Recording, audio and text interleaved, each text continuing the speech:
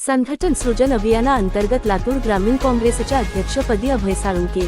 लातूर संघटन सृजन अभियानाअंतर्गत अखिल भारतीय काँग्रेस कमिटीच्या निरीक्षकांनी महाराष्ट्रातील जिल्ह्यांमध्ये प्रत्यक्ष भेटी घेऊन काँग्रेस पदाधिकारी, कार्यकर्ते यांच्याशी चर्चा करून दिलेल्या अहवालाला काँग्रेस पक्षाचे राष्ट्रीय अध्यक्ष श्री मल्लिकार्जुन खरगेजी यांनी मान्यता दिली असून विविध जिल्हा काँग्रेस कमिटीच्या अध्यक्षांच्या नियुक्त्या खालीलप्रमाणे करण्यात येत आहेत।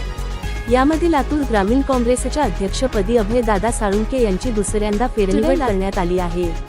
काँग्रेस पक्षाचा पुरोगामी व सर्वसमावेशक विचार राज्यातील शेवटच्या घटकापर्यंत